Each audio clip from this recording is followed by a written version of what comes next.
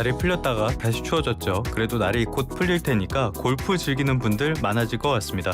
최근 공정거래위원회에서 이 골프채 시장 가격을 인위적으로 높여받은 업체를 제재했다고 하는데요. 관련 내용은 공정거래위원회 서울사무소 양동훈 경쟁과장님과 이야기 나눠보겠습니다. 과장님 나와 계시나요? 예, 안녕하십니까? 예, 안녕하십니까. 공정위에서 골프용품 회사 한 곳을 제재했다고 들었는데 어떤 일이 있었던 거예요? 예, 저희가 최근 던롭 스포츠 코리아에 대해서 제재를 한 일이 있습니다. 예. 던롭 스포츠 코리아는 일본의 그 스미토모 고무공업으로부터 골프용 부품을 수입해서 판매하는 회사인데요. 골프 하시는 분들이라면 아마 친숙하실 잭시오 또는 스릭스 같은 브랜드 제품들이 이 회사 주된 상품입니다. 특히 잭시오 골프클럽은 국내 여성 골퍼들 사이에서는 점유율 1위라고 할 정도로 인기가 많은데요. 프로골퍼 박인비 선수가 사용하는 채로도 유명하죠. 이 던롭이 그 자기 제품을 파는 대리점들한테 재판매 가격 유지행위라는 것이 저희 공정위에 신고가 되었고 저희가 조사를 한 결과 법 위반이 확인되어서 약 18억 6천만 원의 과징금을 부과한 일이 있습니다. 뭔가 공정거래를 해야 하는 행위를 한 건 알겠는데 재판매 가격 유지 행위 이거 조금 생소하거든요. 이게 무슨 말입니까? 예. 좀 어려운 말 같지만 사실 의미는 되게 단순합니다. 쉽게 말씀드리면은 제조사나 수입업자 등이 자기 상품을 판매하는 대리점이나 소매점 등에 물건을 공급하면서 이 가격 이하로는 팔지 마 하고 가격을 통제하는 행위입니다. 네네. 예를 들면 여러분이 예를 들어서 동네 슈퍼에서 양말 한 켤레를 1,000원에 살 수 있다고 했는데 살 수 있었는데 어느 양말 제조사가 모든 가게에 2,000원 이하로는 팔지 마. 팔면은 내가 불이익을 줄 거야. 이렇게 하면 여러분은 이제 모두 2,000원 이상을 주고 사야 되는 상황이 되는 거죠. 이런 행위가 이제 소비자들에게는 더 낮은 가격의 상품을 구매할 수 있는 기회를 뺐기 때문에 공정거래법에서 이를 엄격히 금지하고 있고요. 던롭의 경우에는 대리점들에게 골프채 최저 판매 가격을 정해주고 이 가격을 강제했기 때문에 이번에 과징금 처분을 받게 된 것입니다.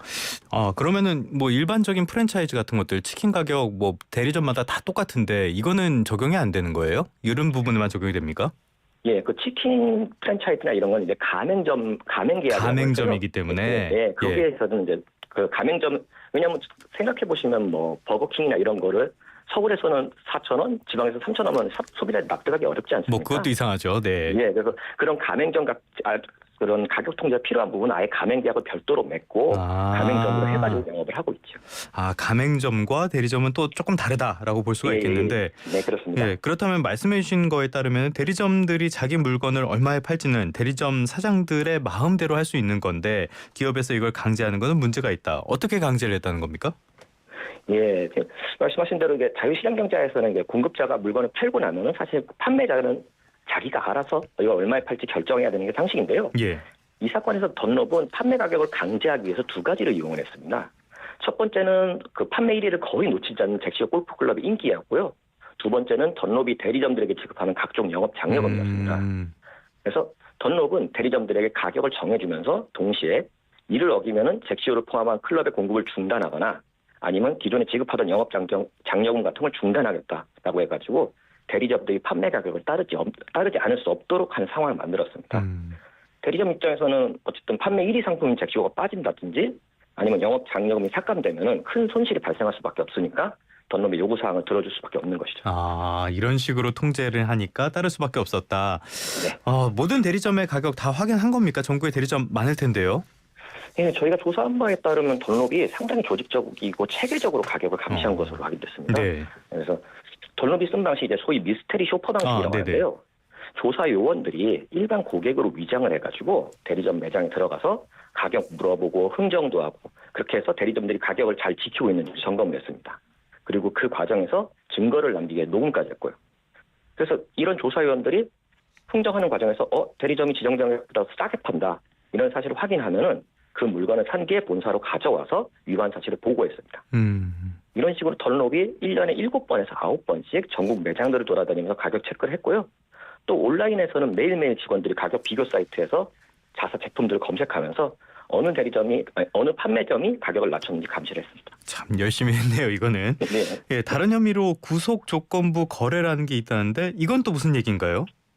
이거는 이제 좀 대리점하고 좀 다른 쪽인데요. 예. 이건 던롭이 시장에서 자기 골프채가 싸게 팔리는 상황을 막기 위해서 자기 대리점들이 던롭과 계약 관계가 없는 비대리점들한테 자기 골프채를 판매하지 못하도록 막은 행위에 대한 것입니다. 예. 그러니까 사실은 던롭과 계약 관계가 없는 골프 매장이라고 하더라도 예를 들어서 잭시오 브랜드를 팔 수가 있습니다. 던롭 대리점에서 도매가 수준으로 이걸 구입해가지고 팔면 되거든요. 그럼요. 예. 네, 그리고 이게 딱히 계약상 금지된 행위도 아닙니다. 근데 이제 던롭이 이러한 비대리점에 대한 판매를 원천적으로 금지한 거죠. 왜냐하면 아까 말씀드렸듯이 던롭은 자기 대리점들에게는 공급을 안 해준다거나 영업 장려금을 안 주는 식으로 해서 가격을 통제할 수가 있었지 않습니까? 근데 비대리점들한테 이런 통제를 할 수가 없거든요. 예. 그러다 보니까 이제 비대리점들이 가격을 마음대로 낮출 수가 있는 상황이 되고 이러면 이제 시장 전체에서 가격 경쟁이 일어날 수 있겠다 싶으니까 아예 원천적으로 비대리점에 대한 공급을 차단시키는 겁니다. 예, 여기까지는 이해가 됐습니다. 그러면 결국에 예. 이게 소비자들에게는 결국에는 이런 공정 경쟁이 방해가 됐을 때는 가격이 올라가는 효과가 있었을 것 같아요. 어떤 효과가 예. 있었습니까? 예, 맞습니다. 그러니까 직접적으로 말씀드리면은 사실 소비자들에게 가장 큰 피해라고 한다면 그간 이제 만약에 시장에서 가격 경쟁이 있었으면 더 저렴한 가격에 그랬겠죠. 던롭의 골프채를 살 수 있는 기회가 있었는데 그걸 잃게 된 거죠. 그러니까 던롭이 예를 들어서 75만 원으로 가격을 정하지 않았다면 어떤 매장에서는 70만 원에 소위 협상해서 살 수도 있고 또 어떤 곳이 만약 특별 행사는 60만 원에 살 수도 있었는데 그런 걸 다 잃고 75만 원만 사게 된 거죠. 네. 뭐 골프시티 치시는 분들 아시겠지만 사실 잭시호 뭐 드라이버 같은 걸 한 7, 80만 원 하지 않습니까? 안 쳐서 모르겠습니다만 예. 예, 그런 거 합니다. 근데 이런 게 한 10%만 싸져도 소비자 입장에서는 상당한 차이죠. 결국에는 이렇게 공정 경쟁을 해치고 이런 것들이 가격 인상을 불러왔다. 피해가 컸다고밖에 볼 수 없는데 골프 업계에서 이런 일 처음 있는 일입니까? 이게 아닙니다. 예. 사실 2009년에도 저희 공정위가 캘러웨이, 뭐 테일러메이드 이런 유명 브랜드를 대해서 비슷한 행위로 제재를 한 바 있습니다. 그때는 최대 4억 원 정도 과징금을 부과했었고요.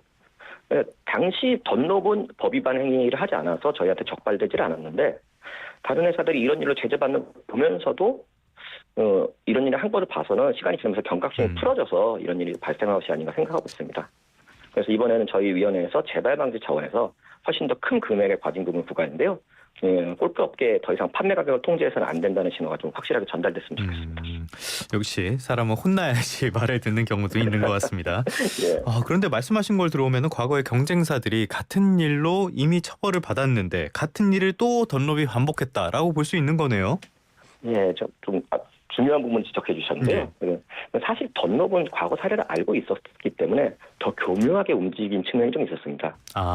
저희가 조사를 해보니까 어떤 특이한 점이 있었냐면 대리점들에게 판매 가격을 어기면 골프채 공급을 중단하겠다 이런 경고를 하면서도 그 직원들에게 그 통지를 문서나 사진 같은 걸로 전달하지 말고 꼭 구두로 와라 이렇게 지시를 했습니다. 네네네. 그러니까 증거가 나면 법적으로 문제가 될 수 있기 때문에 그런 점에서 조심을 한 것으로 보이고 또 그런 점에서는 저희의 엄중한 제재가 더 필요했던 사건이라고 볼 수 있습니다.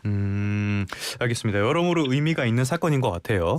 예, 요즘같이 물가 많이 오른 시기에서는 사실 이런 상황을 틈타가지고 인위적으로 가격을 올리고 높은 수준에서 고정시키려는 시도가 종종 발생하는데요.